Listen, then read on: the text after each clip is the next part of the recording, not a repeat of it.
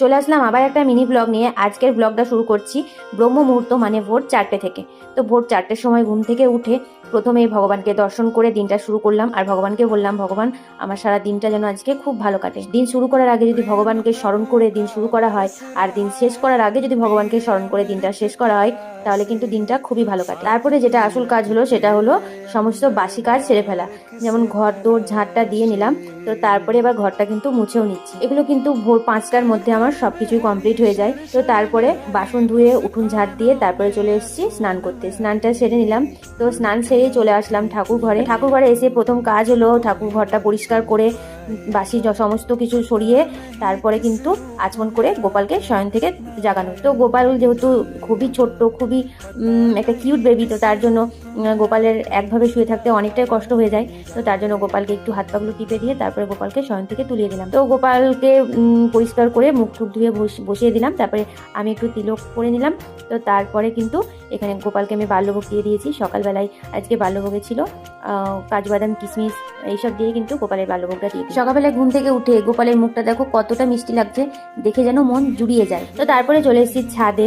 ছাদে এসে আমি সূর্য নমস্কার করে নিলাম, আর তারপরে আমি একটু ছাদে হাঁটাহাঁটি করি, আর তার সাথে কিন্তু একটু ভগবানের নাম জপ করে নিই। তো এই সময়টা সবটাই আমার এই ভোরবেলায় যতটা সময় পাই আমি কিন্তু এটা আমি নিজের জন্যই রাখি। এই সময়টায় আমি আমার নিজের মতো করে কাটাই, নিজের সমস্ত কাজকর্ম করি। তারপরে সব কিছু করার পরে চলে আসি একটু ব্যায়াম করতে, যেটা হলো শরীরের পক্ষে খুবই দরকার। একটু ভোরবেলায় যদি ঘুম থেকে ওঠা হয় তাহলে কিন্তু সমস্ত কাজ খুব আরামসে খুব ধীরে সুস্থে হয়ে যায়। কোনো রকম কোনো কিছু মানে কোনো রকম অসুবিধা হয় না। আর যদি বেলা করে ঘুম থেকে ওঠা হয় তারপরে সমস্ত কাজ সব কিছু নিয়ে মানে একদম খুবই একটা কি বলবো, মাথার মধ্যে যে একটা কি বিশাল চিন্তা ঘোরে যে কখন হবে সমস্ত কাজ, এই একটা বিশাল চিন্তা ঘোরে। তো ভোরবেলায় উঠলে কিন্তু এই চিন্তাটা হয় না। আর ভোরবেলায় ওঠা কিন্তু অনেকটাই ভালো শরীরের পক্ষে। সারাদিন সংসারে হাজার রকম কাজের চাপে নিজেকে নিয়ে ভাবার সময়ই নেই। তো এবার থেকে নিজের শরীরের উপরেও একটু নজর দেবো, কারণ নিজেকে যদি ভালো না রাখি তাহলে আমি আর বাড়ির সবাইকে কি করে ভালো রাখবো। আর বাড়ির সবাইকে ভালো রাখার জন্য আগে কিন্তু নিজেকে ভালো থাকতে হবে, তারপরে কিন্তু সবাইকে ভালো রাখতে পারবো।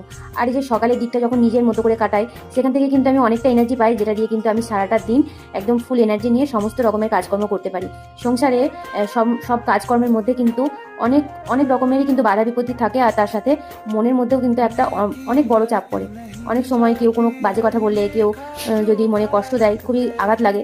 তো সেই সব কিছু মানে হজম করার জন্য কিন্তু সকালের যে পরিবেশটা সেটা কিন্তু একদম মন পরিষ্কার রাখার ওষুধ বলতে পারি, যে সেই ওষুধটাই আমি সারাটা দিন একদম ফ্রেশভাবে কাটাতে পারি। তারপরে সারাদিন কে কি বললো না বললো ও তো আমার আর কিছু মনেই হয় না। তো যাই হোক, আমার 7টার মধ্যে সমস্ত কিছু কমপ্লিট। তারপরে চলে এসেছি রান্নার দিকে। আজকে রান্না হবে বেগুন ভাজা, মটর ডাল, পালং